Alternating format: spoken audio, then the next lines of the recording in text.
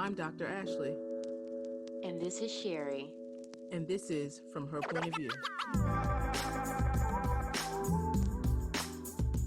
I posted on From Her Point of View Instagram page the green flags in a relationship, and I thought they were very interesting. We got some comments, we got some likes on that, and I think we're just going to run through it, have a little conversation about those 8 items that are on that list. So let's give it some perspective first. A lot of times you hear the conversation around red flags. These are things that you see that are happening in a relationship that gives you that warning that you may need to get out, or that that relationship is not for you. So to put a positive spin on it, I posted a post that I found about green flags in a relationship. Now, the green flags in a relationship, we're going to go through them one by one and we'll give our thoughts on them. Okay. First green flag in a relationship is that you can be yourself. I think it's absolutely necessary that you be able to be yourself in a relationship, your authentic self. You don't have to act like or be anybody else but who you are. The person can accept you or not, but you have to be true to yourself. And in that, you are presenting your true self to that person so they can make a decision about whether or not who you really are is something that they, or someone that they can ride with. And I agree with that because I feel like we get into relationships in the what they consider the interview stage, right? Everybody's showing their best self in the first 60 to 90 days because they want to show you what they think you want to see. When in reality, we really want to just know, who are you authentically? What am I getting Don't into? don't put on a show because I like this, that, or the other thing. Be who you are. Show me who you are. If prime example, if you talk ghetto and I talk proper, maybe I'm into that, or vice versa. But don't try to change it up because you feel like it's not enough, or I'm looking down upon you because we're not the same. Because maybe I'm looking for that difference in my spouse. So you would never know that if you weren't being who you are. And then being who you are is one stage of it. If you are who you're supposed to be in the beginning, you don't got to change later on. And you don't have to look. Wait. Not who you're supposed to be. If you are who you are in the beginning, then you don't have to change.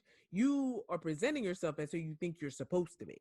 Yeah, don't supposed to be anybody Right. but yourself. And in a relationship, you should be confident in being who you are. Otherwise, that might not be the relationship for you. Exactly. So that's point number 1.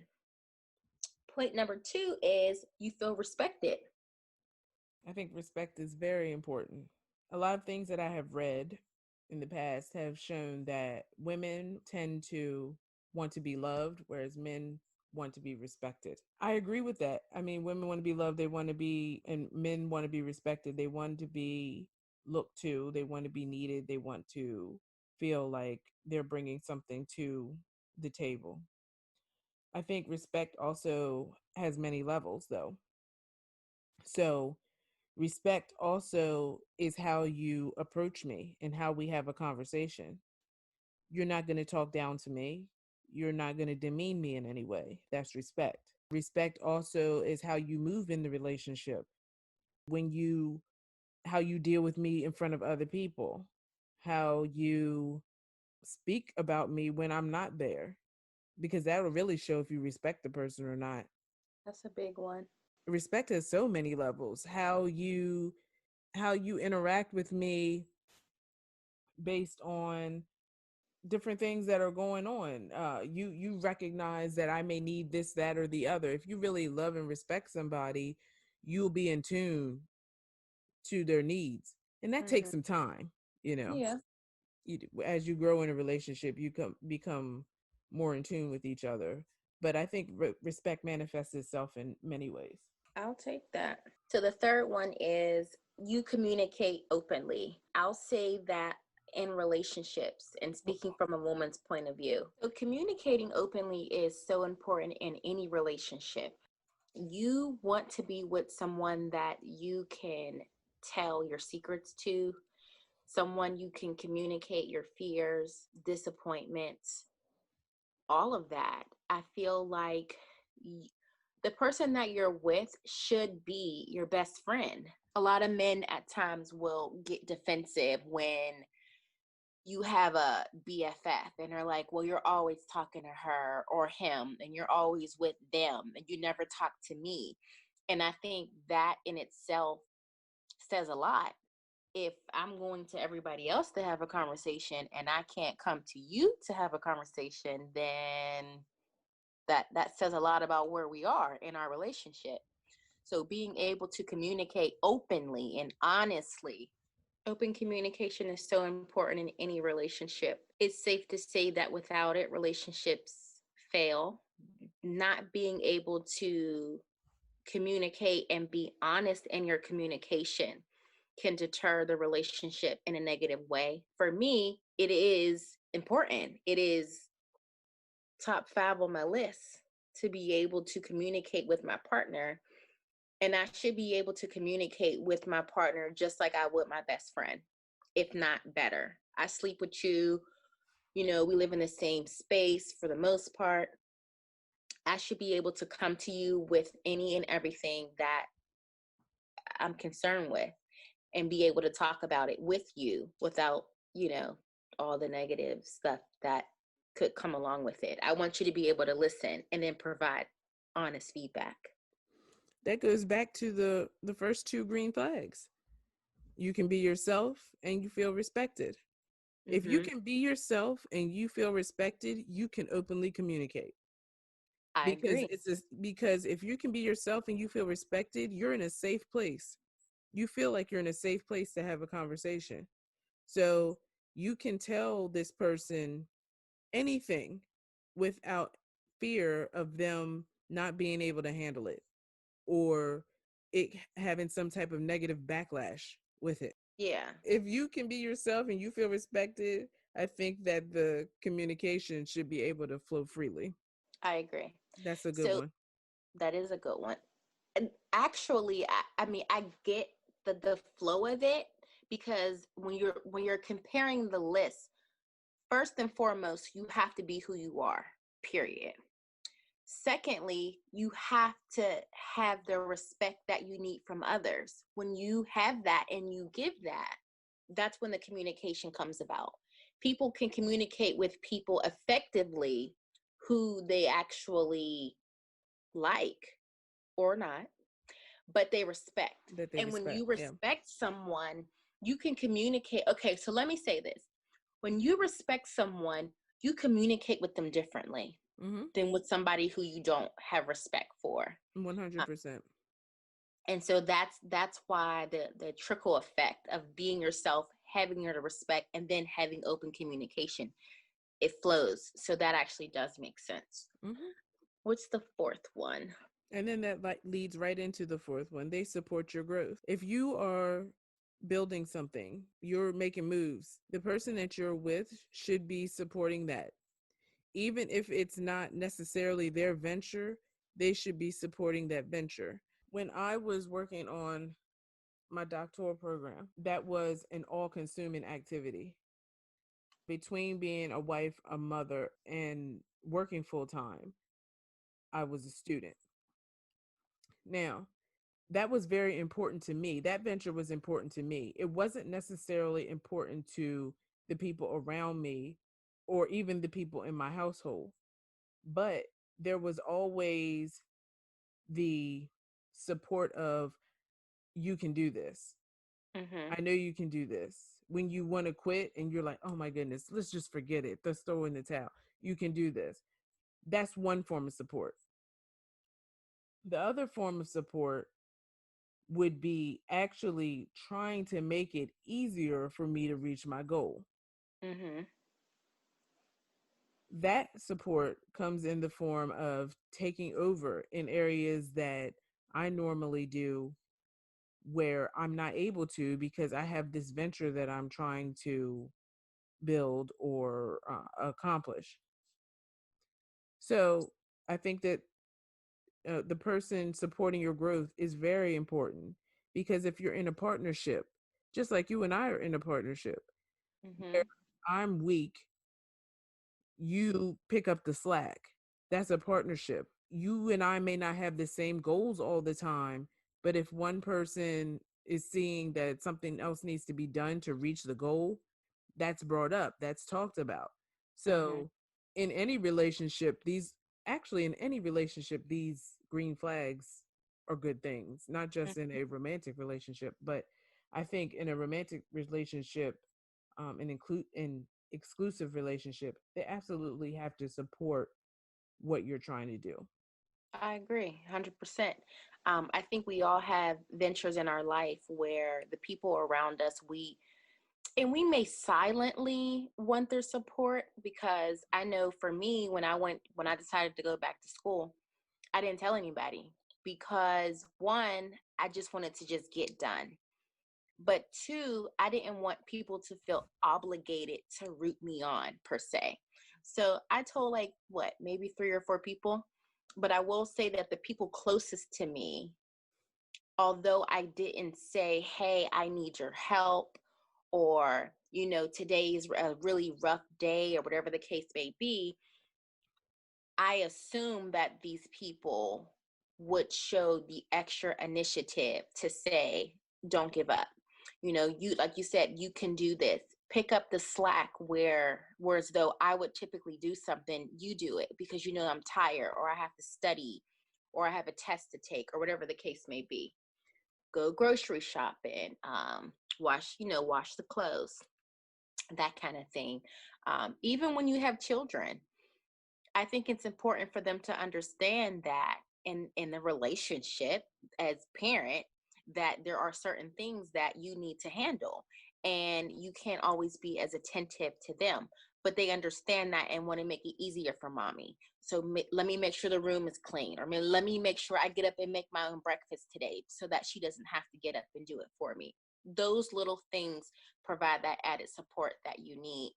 I call it silent support, that you need to continue in a relationship.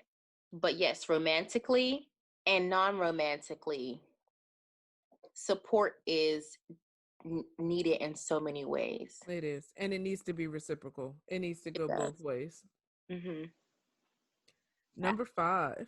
Number 5 is they apologize and learn from their mistakes. Do they really?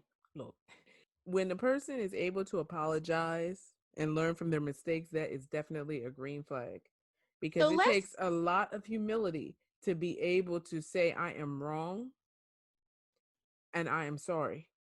let's break that down though, because that's a two-part thing.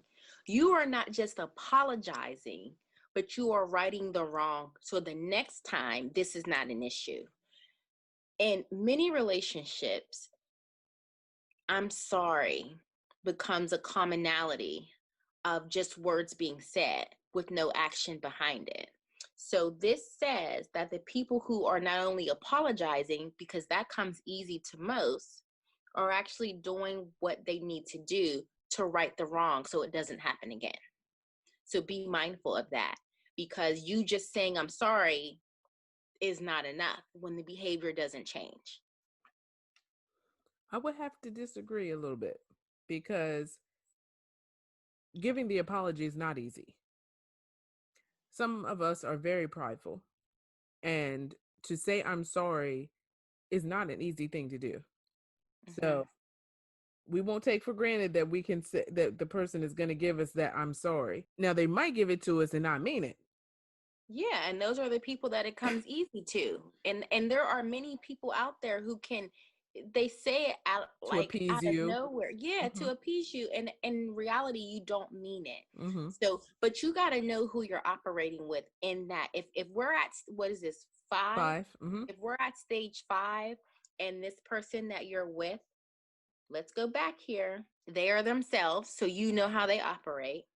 You feel respected. But if respect comes in the form of, if something is wrong, you say, I'm sorry. This says learn from your mistakes. Learn from your mistakes for me is change behavior.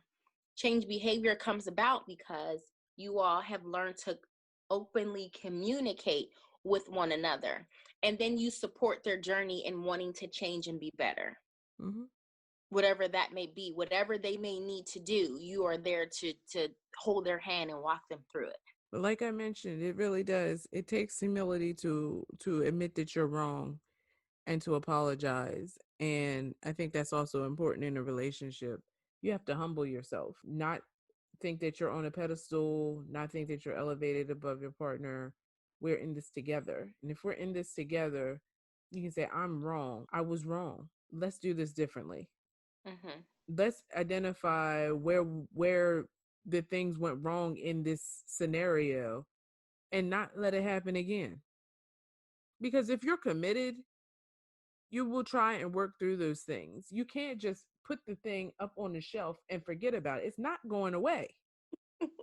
It's not going away. Yeah. So, yeah, apologize, learn from the mistake, but you have to change the behavior as well. Mm-hmm. So the sixth one is they respect boundaries. In reading that, it's not clear to me in a way to communicate. What is it to respect boundaries? Well, What first kind and of foremost, you have to establish the boundaries.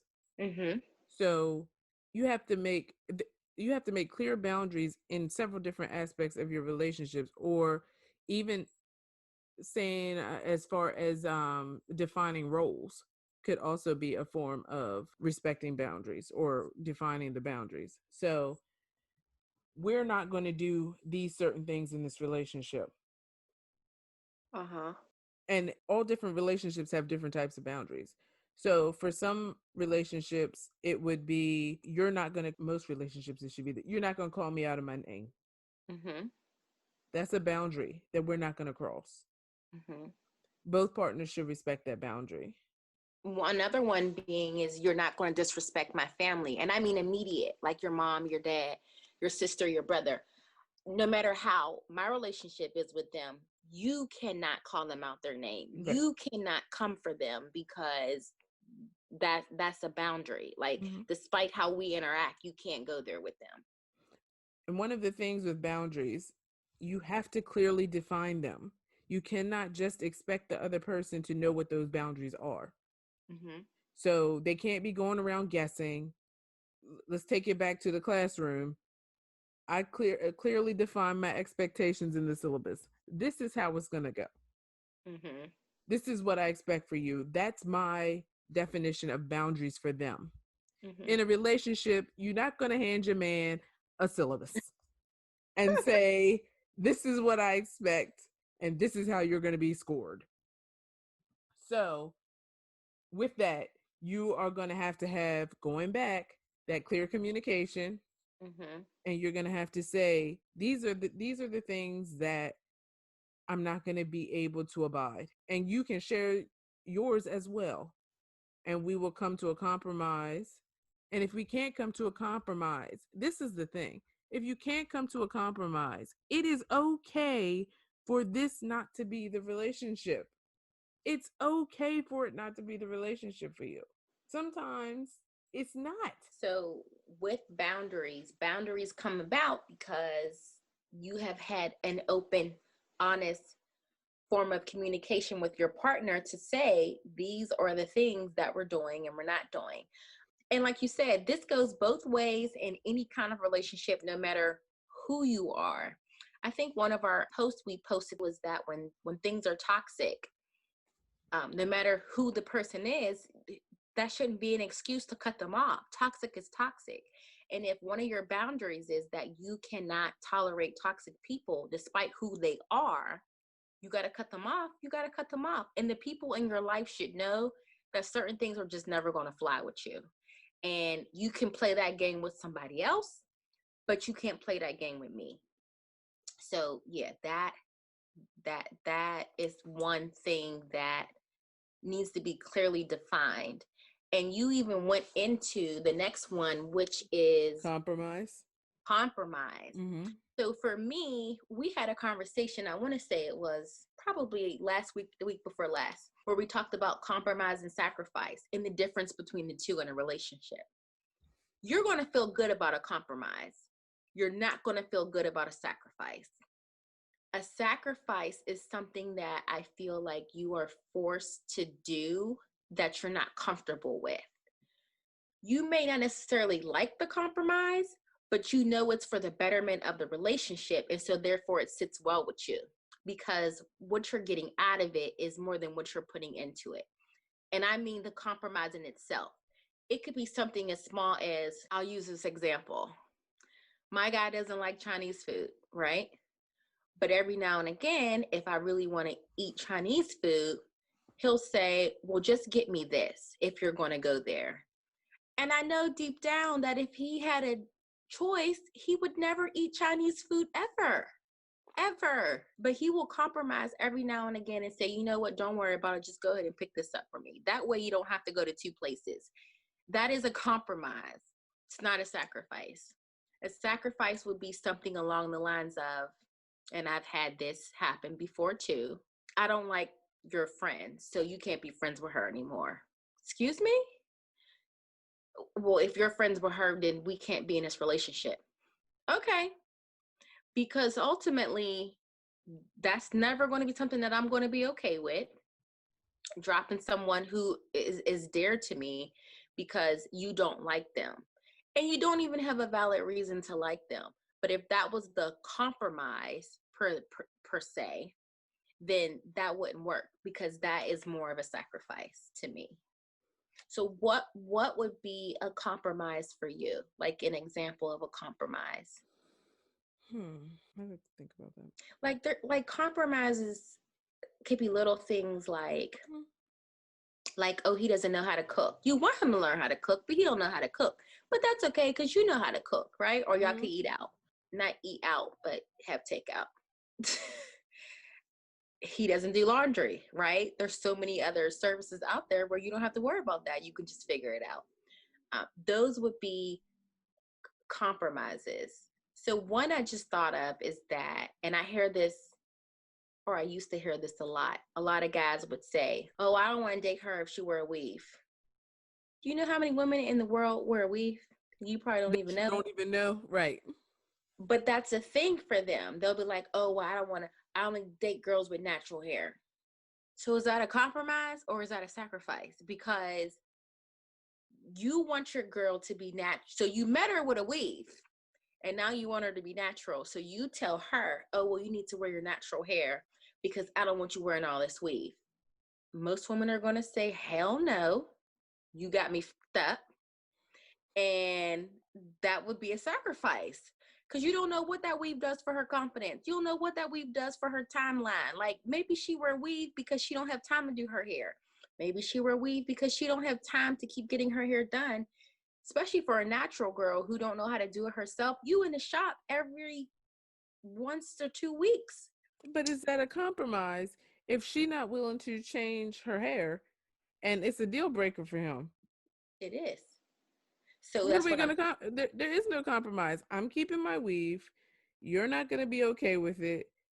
We're not gonna be able to meet in the middle on this. But had she said to him, knowing that that's what she wanted to do, okay, well, I'm going to try to wear my hair natural. And every day it's a struggle, her trying to put a ponytail in or get a twist out to work properly or whatever the case may be. She's going to start thinking to herself, this is more of a sacrifice than it is a compromise because one, I don't like the way I look. Two, I don't like the way I feel. And three, I don't have time for this. So it becomes more of a hassle for her to do the very thing that you say you need from her and you don't want to see it from her side. That is not a compromise. That is an example of what a compromise is not. Yeah. Bring it back to the table. Yeah.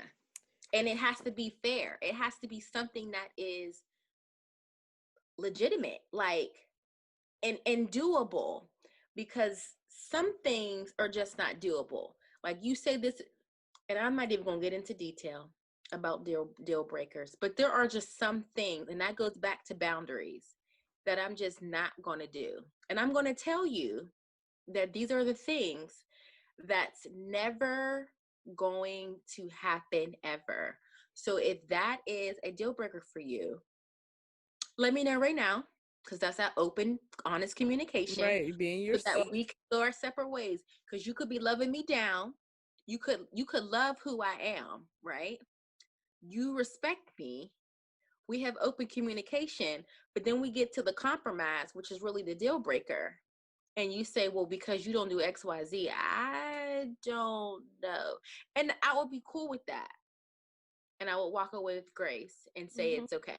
Hmm. So you have to be able to compromise. A green flag is when both partners are able to compromise. Yes. And finally, number 8, you feel safe and secure. So I can we think talk that about one, go ahead. security? Let's talk about security, because safe and Hold secure. on. I think feeling safe and secure encompasses everything on this list. Being yourself, feeling respected, all of those things contribute to that last one of feeling safe and secure. Now let's talk about security. I beg to differ, Okay. because for me, How do you define security? security is knowing that you're going to be able to handle shit. Okay. Okay. Mhm. You can love me down, and that's great. And you can respect me, and we can have great conversation. And people are probably going to think, like, oh, well, she's had really bad relationships. I've had some interesting ones. I wouldn't say they were bad. Everybody has had a bad relationship before. Come on. But a lot of what I say not only comes from my experiences, but from the experiences of those close to me. So, Mhm. like I said, you could love me down, right? You can respect me. You can you can compromise. We have set clear boundaries. We're honest with one another. But you have not shown that when shit hits the fan, you can handle it. And or you're not a provider. So the secure part is that you are with someone who you know has your back if something goes down. The safety and security is being with someone who, like you said, you can be yourself with. Like a lot of my close friends, I feel safe and secure with them. One of the things I will always say is that if I can't be who I am around you, I can't be around you, because it's going to take more energy for me to be something else than to be who I am. I should not have to watch what I say or what I do if I'm around you, because I trust that this is a safe space. In a relationship, it's the same, but more so in a romantic relationship, the security part of it comes from I am secure with you, knowing that if something happens, because there's levels to it, Mhm. if something happens, you're going to be able to take care of it. For example. If I lose my job, right? We both work. I lose my job, and we didn't think this would happen, but it happens. I lose my job, and while I'm looking for a job, I know that you can hold down the household, right? Until I can get on my feet. But there's some contingencies there, because I'm not just out here maxing and relaxing. I'm trying to get where I need to get so that we can become stable again, because what will happen in relationships like that is that you lose your job, and this has happened to me personally. You lose your job, and now the responsibility is put on one person. That one person is confident in knowing that this is going to turn around eventually, but the timeline is very slim. You cannot think that you can just be sitting on the couch for 6 months, 8 months, almost a year, and not be providing. The person who is covering everything loses that sense of security with you, because they're like, well, shit, you don't even care. Like, where's my security? Like, we were secure together when we were able to handle things, and it's just the financial aspect of it. But now that I have to do everything, and you're just sitting around like you don't give a damn, like, where's my security? So that security should run hand in hand with the partnership, as you say, with what you're doing. If you think about it in a business sense, if you're in a partnership, one person is handling the finances, the other person is handling I don't know, the marketing and the employees. You trust each other to know that whatever your position is, you are doing it properly. You're never going to get in business with someone who you don't trust. And I feel like, or at least you shouldn't. And that's the same in being in a relationship. You want to be in partnership with someone that you can trust, and someone who you knows that, like I said, if shit hit the fan, they gonna handle it. Okay. So, like you said, security has different levels to it. Part of security, from my perspective, does encompass everything there. Because part of being feeling safe and secure is allowing me to be who I am and showing me respect. That makes me feel safe. That makes me feel secure. And from my experience, the other aspect, as you described it, the financial security, of course, you want your partner to be there and to be able to do all those things. But with my experience, I've just set myself up in a way that that's not necessarily, it might be sad, but I don't necessarily look to that person for my financial security. I know you're not looking to that person for your financial security, but you know what I'm saying? But you If should be able to know. That's why I said if shit hit the fan, you should be able to know, although you both are holding it down, right? Individually, collectively, you're great. Individually, you're doing your thing. But if something was to happen, the worst thing you can do is to be in relationship with someone, for me, who and that goes back to the level, to be in a relationship with someone and not feel like they are capable or willing to go above and beyond to make sure that y'all are okay, that's right? two different things. Capable and willing are two different things. I know, Yeah. but So, because I mean, it can be willing, but not capable. exactly, It can be but it's capable and not willing. but to not have that drive and what it will take to get you out of that position, um, that is very important. And like you said, you don't put yourself in a position where you have to depend on the spouse per se. And I feel like neither do I, but at the same time, it's nice to know that if that break was needed, or, you know, let's just say a situation happened where you had to leave a certain job, you get pregnant, right? And we'll use that as an example. You work in this full-time job, you're making all this money, you know, you are able to cover this $500,000 mortgage, you got utilities, you got car notes, you got insurance, and then you get pregnant, right? You got to think, do you have this baby, or do you keep living the life that you're living because you don't have that secure factor in knowing that, okay, if I quit my job, is my spouse going to be able to cover all that needs to be covered? Is he going to be able to hold it down for the next 9 to 12 months or whatever the case may be? That's what I mean by security. A lot of people are in relationships where they have to work harder just to not have the feeling that a struggle is coming. Like, no one wants to struggle, or so I think.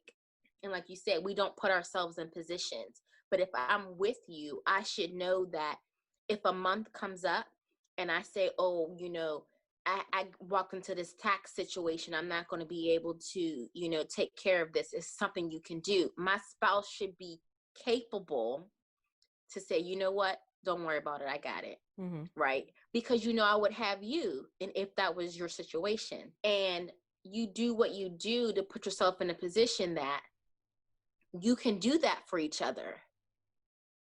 But you have these one-sided relationships where you could have all of those things going on for you, and then when it comes down to the security part, they're really not holding up their end of the bargain, because you can't let yourself be fully invested because you don't know if shit hit the fan, if they're going to be able to do their part. I hear you. I hear you. And I don't want to sound bitter or That doesn't sound bitter. If we're talking like about partnerships, Like, it's just, it really matters. And I see so many relationships where it is very one-sided. And like I said, you can get somebody to love you down. And then when you need something from them, they don't have nothing to give you outside of that. Like, your love is not enough. Your support is not enough. Support me in wanting us to not struggle. Support me in, you know, starting a business or going into new endeavors that are going to be successful for both of us. Support me in that. If you can't work the job, at least do the back stuff. You don't got to be on the front line. But if you know I got to get up at 7 o'clock in the morning because I got to, I don't know, deliver orders, make sure the orders are put together at night so I can get some rest. Do something in that sense. That is the, okay, you are making sure that this is secure for us. But the security is, there's so many different parts of it and so many different examples. But it is very, very important. And I think a lot of people miss the mark. Although it's the last point, I feel like it's the most missed point. Because Okay. you could have all of those things and still not have that last one. Or you could have security and not be respected. So, I don't think I would feel secure in an area where I'm not respected. but there But are I some I who hear do. you. Yeah. So these green flags, Or need it.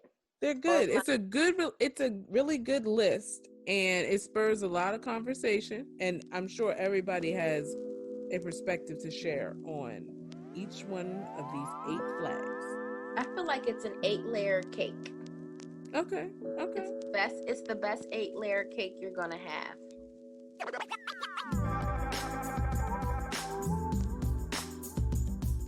You've been listening to From Her Point of View, the show curated specifically for women by women, covering a wide range of topics. Though this is from her point of view, we want your point of view too. Become a part of the show. Questions, comments, and feedback are welcome through Instagram and Facebook, where we post regularly.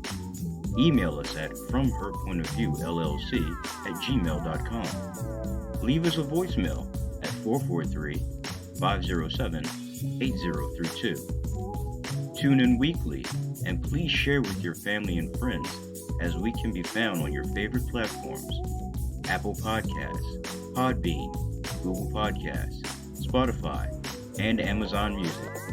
Thank you for listening to From Her Point of View.